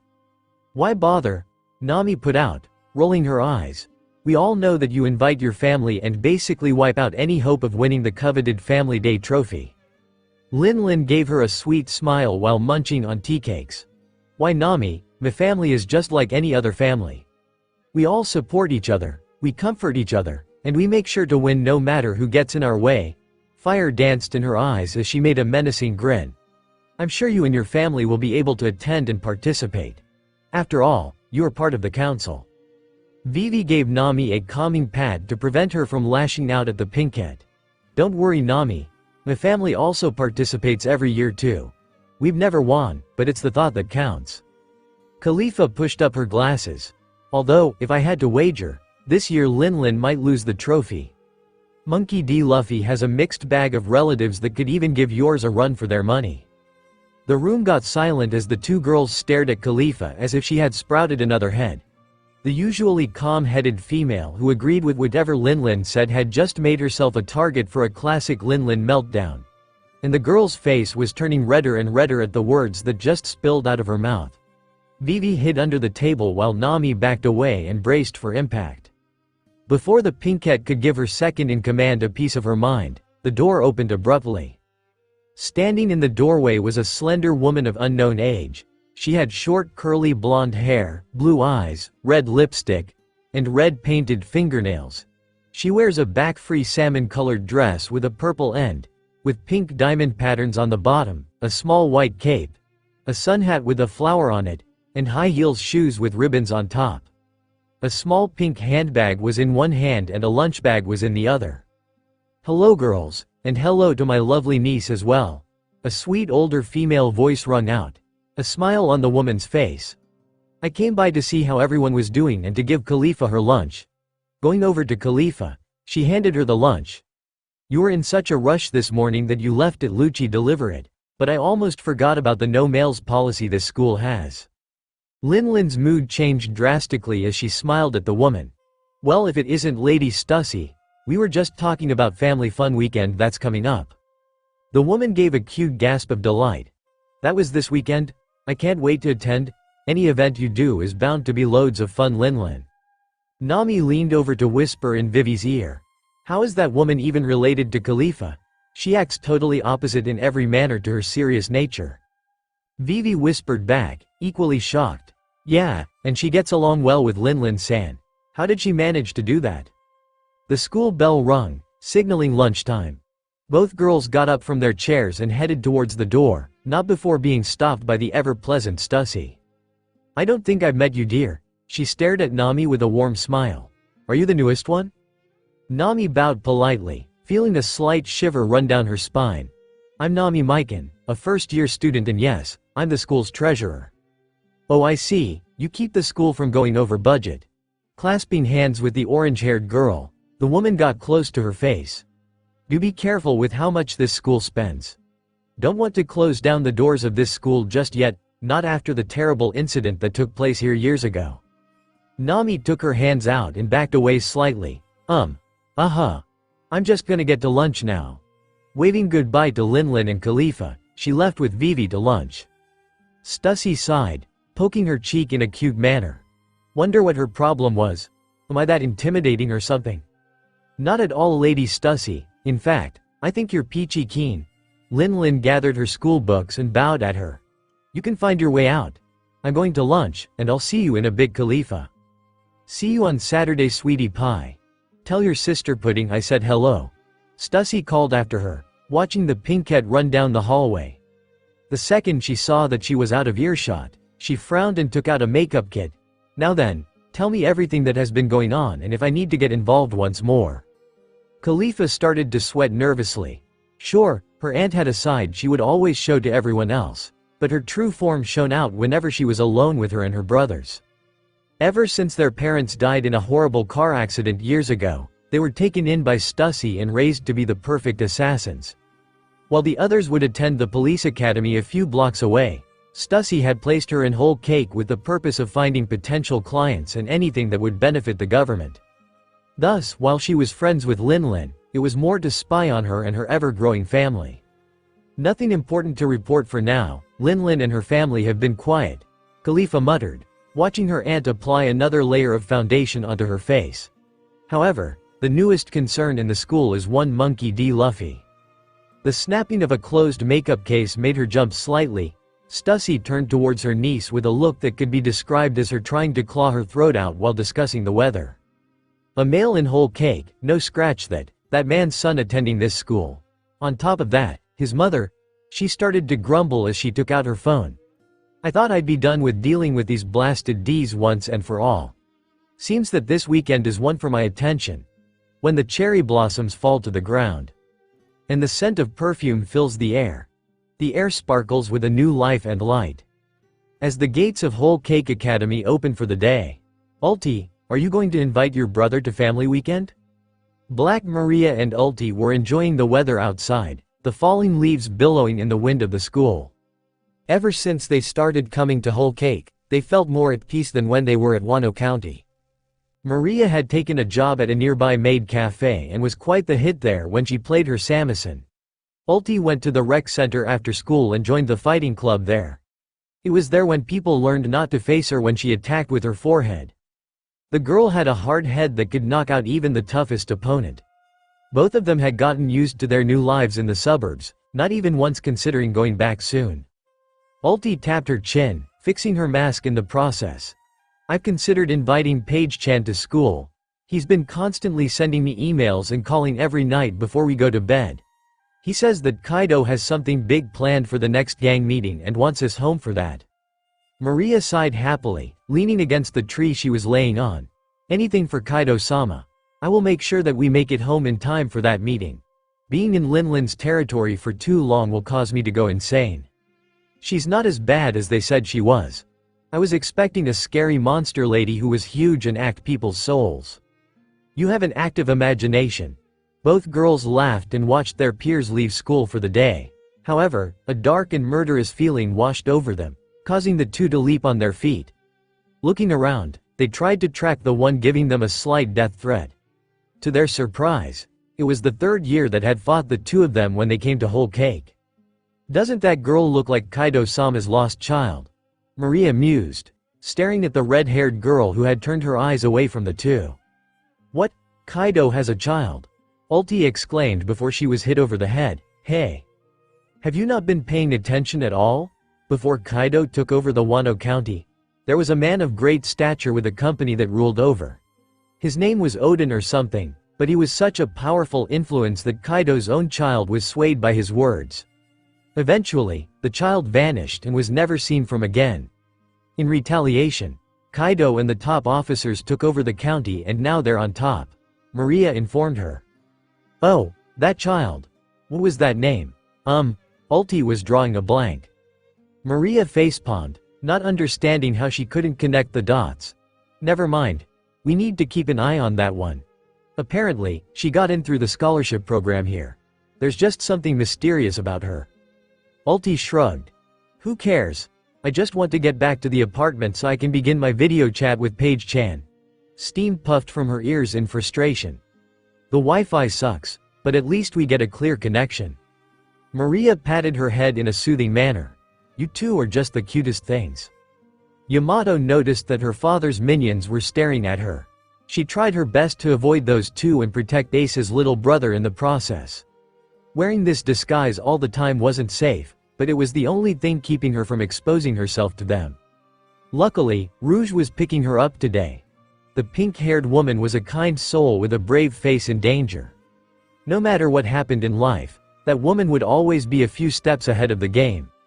This was the woman who was the queen to the king of the most powerful company in the country. If it wasn't for her, Yamato would have never been freed from the life she was going to live.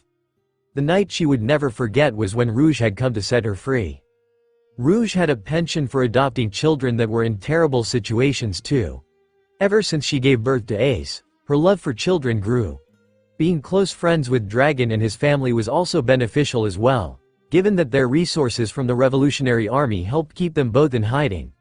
While there, she met Luffy's mother, who at the time was taking care of a runaway by the name of Sabo. Both the children became close friends with each other and considered themselves brothers. Once the heat for Roger went down, Rouge and Luffy's mother settled down in a nice suburban town not far from many different schools. This is where they met one of Roger's students, Shanks, who was dating Makino at that point, and found life here was much more relaxing. Both women had husbands that gallivanted all over the place, so they kept themselves sane by raising the children, keeping the house together, and getting jobs to pay for the bills. Luffy would be born in the few years that passed, his grandfather coming by more often to check up on the women. Sabo and Ace took a sacred vow to take care of their little brother and would protect him from danger. A trip to Wano was in order to meet up with the family that Roger had spoken so highly about. They had wanted to meet Lady Toki and her children, but the trip turned into adoption. Rouge heard a slight noise behind her, making her clutch Ace's hand tighter. They had accidentally wandered into a separate part of town from the others. Ace stood ahead of his mother, acting as her supposed guardian while trying to put on a brave face. The noises behind them got louder, causing the pink-haired woman to gasp in fear. "Who's there? Show yourself and stop scaring my mother," Ace exclaimed, growling at the pile of moving garbage. Emerging from the pile, to their shock, was a tall girl. Her hair was long and white that was bound between orange rods into a ponytail at the back, which faded into aqua green and then blue the further down it goes, and ended in rectangular locks. Her kimono resembled her hair, being white with green dots, an aqua sash around her waist, and brown sandals. While she looked of nobility, her eyes showed her true nature, scared and sad. Rouge immediately ran towards the girl and embraced her. Ace stood behind his mother, warily eyeing the girl in case she did something reckless. Said girl was surprised that the lady she had been following all day embraced her like that, making tears run down her face. "Young lady, what are you doing out here in the open? Where are your parents?" Rouge asked the child. She turned away, not wanting to face the nice lady. "I ran away from home because Papa doesn't believe in my ideals. He said that I could never be like Odin-san. You probably think that's silly too." "You want to be like Odin?" Rouge mused, patting her head. "I don't find that silly at all. In fact, my husband knows the man you want to become. I know you can be just like that too." "Really?" Her eyes started to shine brightly. "You really think so? You don't believe my mom or something? When she says you can, she means it," Ace protested, getting in the girl's face. "Hey, who asked you?" The girl yelled back, getting up in his face. "She's much nicer than you." Rouge laughed as they began to butt heads with each other. "You should run along back to your father then. I'm sure he's worried sick about you." "No, he isn't. He's probably somewhere drunk off his butt." The poor girl crossed her arms and sighed. "He's always drunk and never spends time with me. That's why I ran away from home." Ace turned to his mother, his eyes in full pouting mode. "Can we take her with us? I want a sister." "I'm not gonna be your sister, I'm trying to be like my idol," the girl protested, shaking her fist at him. Rouge shook her head at the two bickering.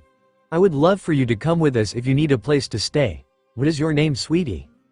"You can call me Yamato. Thank you. You can call me Rouge or Mother if you want to." Yamato buckled herself into her seat as she gave Rouge a soft smile. "You didn't have to pick me up, Mom. I could have walked home." Rouge laughed. "I guess I should tell you, Day. I was going to keep it a surprise until we got home though." This made the red-haired girl eyes light up. "No way. When did he? Why didn't he?" Before she could say any more, a tapping noise interrupted their happy thoughts. Stussy gave Rouge a closed-eyed smile, Khalifa standing behind her with a worried look on her face. "Why hello there, Rouge. Long time. No see, I haven't seen since the last neighborhood watch party. How's your little one?" Rouge kept her mouth in a thin line before faking a sweet smile. "Stussy, it's been too long. Not long enough for you to butt your face in everyone's business. How have the boys been doing? I see Khalifa has been attending the same school as my eldest daughter." "Lucci and Kaku are fine, but you'll see them this weekend when we come for the events." Stussy winked in a friendly manner. "Let me guess, your young man is coming to support his sister. How is he doing in college? Probably slacking off with those ingrates he calls friends." Rouge's face fell so fast that Yamato pushed herself backwards to avoid the full force of anger that she was about to unleash. "Listen here, Stussy. You can speak your venom to everyone else and they won't bat an eye. However, if you disrespect my son like that again, I won't hesitate to dropkick you right in front of the school." Now red in the face from embarrassment and anger, Khalifa tugged her aunt by her purse and proceeded to drag her away. "I'm terrible sorry for my mother's actions, Ms. Rouge. Sometimes she has no filter and does this stuff on purpose." Rouge huffed as she drove away from the two. Yamato waited until they were far enough away before taking off her wig and makeup. Removing her disguise, she sunk deep into the chair to relax herself. "I'm sorry that you have to endure that woman and her brat all day. Do you at least spend time with Luffy while you're there?" Rouge had finally calmed down from the whole ordeal. "I love him like my little brother and we do see each other from time to time. Today I saw him with a small child hanging from his leg. It was kinda cute." Yamato giggled at the way Miss Monet had to pry her sister off his leg. "I just want him to feel comfortable and not worry about being the only guy there." Lin sighed as she fell onto her bed that night. Tomorrow would be family fun weekend and as usual, her siblings were fighting over who got to go and do all the events. Katakuri was an automatic pick for his athletic abilities, but Oven and Daifuku were both arguing about wanting to go too. Pudding also got to attend for the sole purpose of serving delicious homemade treats and usually took one or two sisters with her. The chaos got worse at dinner when they asked for her opinion on who should go. This resulted in Lin leaving the room and heading to bed for the night. With her hair brushed and gown on, Lin made sure her door was locked before opening her closet. The house they occupied had hidden compartments that certain rooms were able to access. Since she was considered the head of the family, she got to have the biggest closet along with the biggest compartment. Inside the compartment, however, was the biggest shrine to her crush ever. Pictures of Luffy were pinned all over the walls along with pieces of the boy's hair and a straw from his hat. There was even a plushy form of the boy she had Brûlé secretly make her. Lin Lin hugged plushy Luffy and gave a small sigh of happiness. You challenge me so much and yet demand so little. How is it that a man like you exists and I have to contend to being your vicious rival? Perhaps one day I'll confess my undying love for you and we can date. Kissing the plushie, she rolled around on the ground with a pink face. Or maybe you'll ask me out first. If you do that, I just might die of shock. Even you being cold and indifferent towards me would make my heart race. Yup, just a normal night in the crazy Tsunere life of Charlotte Linlin. Black Maria. Holding both ulti and page 1. Excuse me, but these are my emotional support Dino children. Next episode. Monkey D. Luffy, my first true friend. Luffy. Robin Senpai, you're an amazing girl, can you tutor me? Robin. I don't see why not, let's meet after school.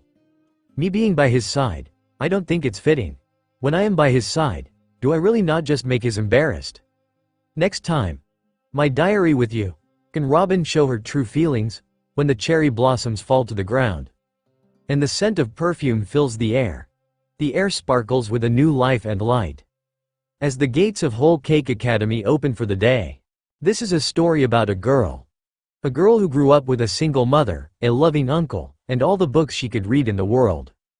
This girl had a life unlike any others as she lived in a town where the brainy were praised and the scholars were on the constant hunt for knowledge. And, just like with all truth seekers, her entire world would come crashing down in front of her after someone made a discovery that would shake the entire world to its core. Her name is Nico Robin, the devil child of Ohara, the smartest girl in Whole Cake Academy, and one of the many admirers of one Monkey D. Luffy. When I was younger, my mother and I ran a bookstore. It was a small hole-in-the-wall place that had books stacking up to the ceiling. I treasured that place as if it were a second home to me. We lived in the Ohara district of town, where the smartest people would gather with one another and compare notes and other discoveries with each other. A large tree stood in the middle of the town where we would have meetings under the branches. A convention center used to stand not too far from the tree, hosting annual book fairs and science conferences. A coffee shop ran by one of my mother's closest friends always gave me a free hot chocolate for being a good girl and helping around the shop. The library was the sanctuary for me after school as I ran away from the bullies from the next town over. My uncle, the large hulking man he was, lived with us to help pay the bills that my late father left behind when he divorced mother. We lived in a one-story house with 1.5 bathrooms, 2 rooms, a small kitchen, and barely enough space to call a living room. But we were happy nonetheless. I wanted to become an archaeologist when I was older, so I frequently studied with college prep exams at age 8. The other children would tease me for being stuck up and too smart for my own good. My mother told me ignore them, saying that they were jealous of my ability to retain knowledge at rapid paces and recall them just as fast. Uncle Saul would often chuckle as I stuck my tongue out at the neighborhood boys who would come by to tease me. Life was good, just me, mother, and Uncle Saul. Hey Robin, would you be able to help me study for my history test? Robin, who was currently doing some free reading during her study hall, looked up to see the pleading face of Luffy. The young guy had his history book under his arms and giving her puppy dog eyes. Had it been any younger student or any other girl, she would have said no. However, since he had the unfair advantage of being the only guy in school, she would spare him this one time. Ms. Toki, a kind-hearted lady from Wano County, was known for making her history test quite difficult, almost as if she had been there for some events. Robin sympathized with anyone who got her for history. You sure you want me to tutor you? I can be quite vicious with my methods. Robin teased, giving him a small smirk. My notes are full of detail and hard to decipher. Luffy shrugged. I don't care, I just want to pass my test. If Gramps sees me failing one class, I will be forced to go to the police academy. I like it here, so I want to pass. He sat down next to her, a face full of determination. Just give me a chance and I will be out of your hair. The test is next week, maybe we can get together for lunch or something. Robin raised one of her eyebrows. Are you asking me out on a date? Kinda. I guess you can consider a study date to be a date. Luffy shrugged, not knowing what else to say. Will you go out with me and help me? She faked a thoughtful look before nodding. Of course, let me figure out where we should go study and I'll text you the details. I don't have your number though. Robin took his phone and opened it with no problem before putting in her number. Coyly, she gave the phone back to him and smiled. Now you do. I'll call or text you later. You have gym next with Coach Viola, so don't try to be late. How did you? Luffy was cut off as Marguerite walked into the study hall and saw him. Luffy, we have to get going. Coach said she'd make you run twice the number of laps if you are late again. The Amazoness warned him, grabbing him by the hand. You can talk to Genius Girl later. Luffy allowed himself to be dragged as he waved awkwardly at Robin. See you later then. Robin rolled her eyes, allowing a small smile to adorn her face before turning back to her diary. The small book was a collection of her innermost thoughts, secrets, and other information that if it got out to the public, could ruin her reputation forever. Why would she even bring something like that to a school where gossip runs every corner? Robin was known to be cautious about bringing her diary to school, making sure no one was around before she brought it out. When I turned 10 years of age, a new face began to show up at our house. Uncle Saul had a friend who was working for the police, a young cadet who had a lazy disposition. There was an icy chill to him, but he was a compassionate man with a soft spot for me. My mother, at first, was cautious about having someone from the law inside her home, but he helped out with babysitting little me when she and Saul were at work. I grew to like the man, even forming a small crush on him. Some days he would let me lay on his chest while I read and he slept. When the weather was warm enough, we would head down to the town square and do the same thing there. He would also get me ice cream, a chocolate cup for me and a vanilla cone for him. Sometimes, when he was awake, we would have the most interesting conversations. One time, I asked him why he spent so much time with us. Didn't he have a job to do and finish his training at the police academy? He gave me the laziest reply of, I just like to hang out here. But why? I asked him, curiously. Your mother is a nice lady, Saul is one of my closest friends, and you are just enjoyable to watch over. He had some ice cream run down his face, taking a napkin to wipe it off. Plus, unlike at the academy, you don't pressure me to do things I don't want to do or tell me to stop napping. If anyone tried to threaten you, I would take them out. I can take care of myself. I puffed out my cheeks. One day, I'll become a great archaeologist and find the Poneglyph papers. He chuckled, patting my head. Why don't you join me at the police academy? You would make a great detective one day. No way. You guys can be brutes and use the law against people like me. Why would I join such a corrupt organization that opposes villainy with villainy of their own? He went silent after that, laying against the tree. You got me there. That's why I'll develop my own sense of justice, one that doesn't follow the values they set out. I placed my empty cup to the side, wiping off my hands. Knowing you would probably call it lazy justice or something. That doesn't sound half bad. Sure you don't want to be my subordinate when you get older? No way. When I look back at those days, I wish they had lasted forever. Kuzan was such a gentleman to me and my mother. Nights where he would stay over were filled with giant meals, stories, and laughter coming through every crack in the wall. Nobody bullied me when he was around. I think he scared the worst punks away. We had gotten so used to him coming over that we were unprepared for the chaos that would occur just a few months later. If I had known about it back then, would I have been able to prevent the destruction of my home? While Robin was reading in the library, a first-year female was spying on her from the bookshelves. She had childish face with relatively large eyes and circles of blush on her cheeks. While being short in stature and wearing her dark red hair tied in twin braids, she also had a golden necklace around her neck. Her whole cake uniform had PA skirt, as she carried a messy backpack filled to the brim with paintbrushes, paints, and art books. Her name was Marianne Goldenweek, the youngest member of the aptly named Baroque Works, an organization that dealt with the discovery of ancient artifacts and weapons. They had members that numbered the thousands, and the higher you number, the greater your position. Since she was a partner to a number, it was her job to make sure to relay information to him. All the mafiosos, crooked businesses, and evil organizations sent their female officers to Whole Cake since everyone who works there or attends there had information that was useful. So when she found out that her boss's ex-girlfriend attended the school, her curiosity was piqued and the boss would love to see Miss All Sunday back where he wanted her to be. Eagerly, she took out her cell phone and took pictures of the black-haired beauty. Marianne sighed happily, turning around to leave. Hold it right there, Missy. The girl grimaced. knowing the southern drawl of Alvida the gossip with her lackey by her side. "Who are you spying on right now?" "Seems like she's targeting little Miss Brainiac." Portia snickered, peering through the bookcase. "Hey, I don't think you have any dirt on her yet.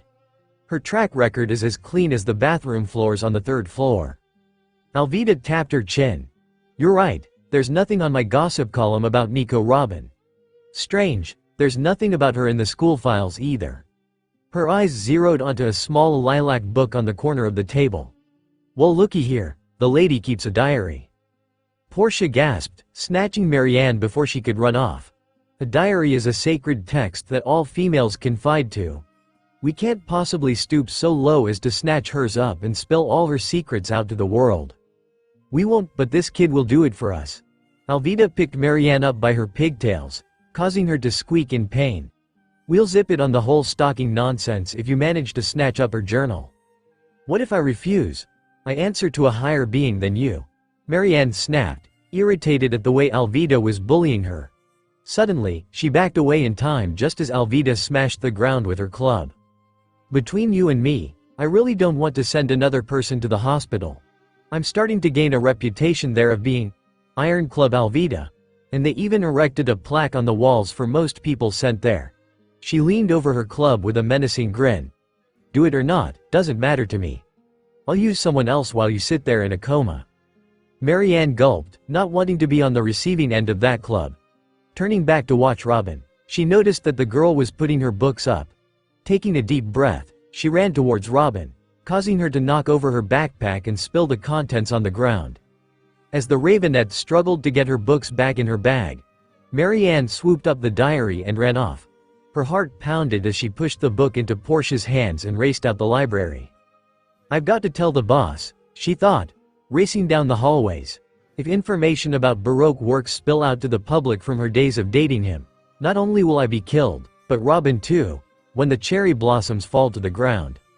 And the scent of perfume fills the air. The air sparkles with a new life and light. As the gates of Whole Cake Academy opened for the day, Robin stood outside of Party's bar with a shy smile on her face. When Luffy sent her the address to this place, she was wondering why he wanted her to come to a bar instead of someplace nice like a library or a restaurant.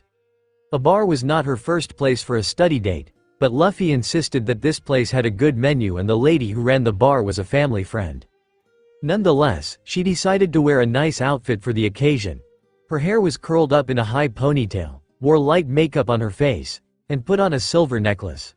Her outfit was a lilac sweater, black pants, and black boots along with a leather jacket. A pair of sunglasses sat on her head. Robin smiled to herself, silently thanking her mother for helping her pick her outfit out. When she told Olvia about Luffy asking her out, the woman gave her a cry of happiness. She then proceeded to point out how her helping him out is the confidence boost she needed. Making sure her daughter looked nice, she also gave her a box of treats to give to Makino for allowing them to study at her bar. "Oh, are you the friend that Luffy spoke about? He didn't mention a girl?" Robin turned in shock to see one of the biggest CEO of the country, Akagami Shanks. The red-haired man was leaning against the doorframe of the bar, holding a small child in his arms.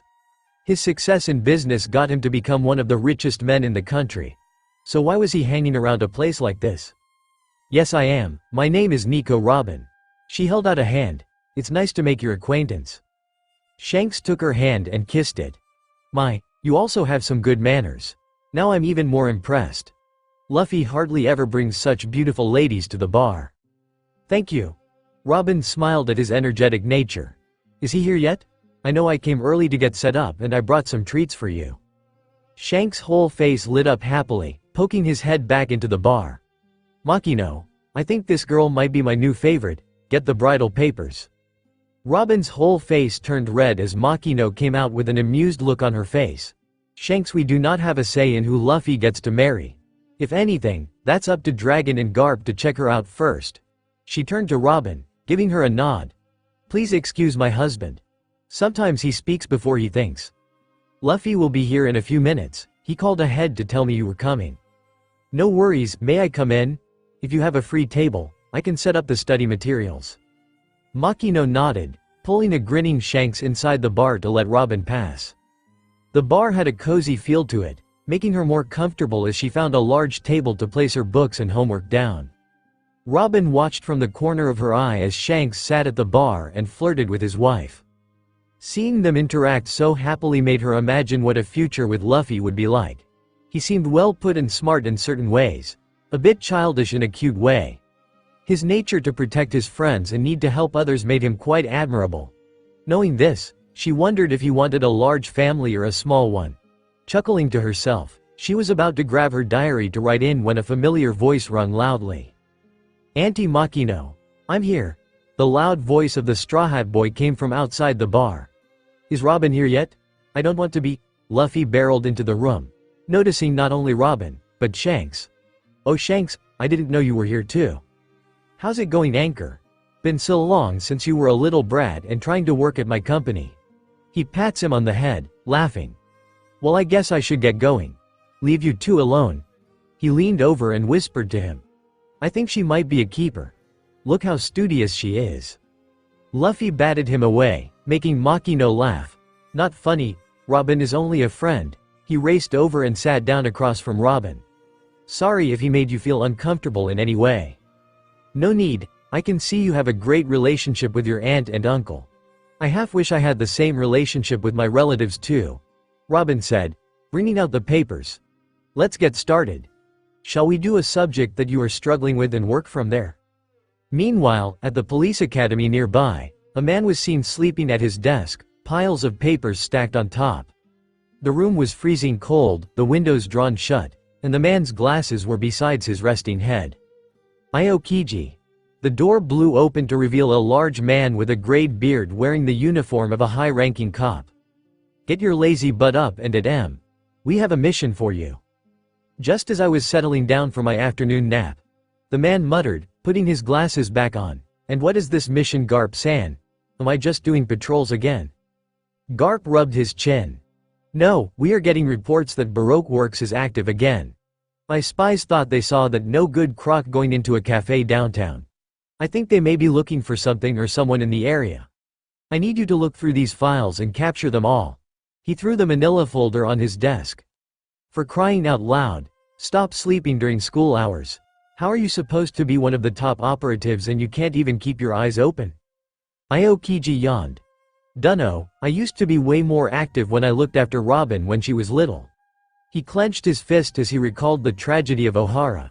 Her mother. Is she doing okay? Are both of them doing okay? Garp had the young man a solemn smile. "From what I heard from my undercover people, both are doing fine. Robin graduates this year and will be heading to Raftel University by next fall. You should go see her soon." He went towards the door, turning back once more. "You know, my grandson goes to the same school she does now. If you want to find a way to talk to her, ask him. I heard that they are good friends." With that, he left Aokiji to his thoughts. Gazing at the Baroque Works file, he sighed and skimmed over the police report. There were many things he wanted to say to the young girl he had grown fond of. She was like a little sister to him, full of intelligence and curiosity. What happened to her family, especially her uncle and his dearest friend, made his blood boil in anger. "Robin, I will see you again and apologize for what happened that day." Later that day, the smirking face of Alvida was seen handing over Robin's diary to a very tall individual. "A pleasure doing business with you, Sir Crocodile," the cowgirl said, chuckling in delight. "However, in order to get Nico Robin back on your side, you got to get rid of her side piece." Smoke filled the air as the mob boss laughed. "So, she got herself a new boyfriend, eh? Guess she thought she was better than me and broke my heart to give to him." Inhaling once more, Crocodile growled loudly. "Who's the dead weight I'm gonna kill called?" "Monkey D. Luffy. A handsome young man if I do say so myself. Shame that he surrounds himself with the wrong type of women. So she fell in love with a nice kid. When I kill that brat, I'm gonna make her watch it. Then, she'll beg me to take her back after I threaten her with her darkest secrets."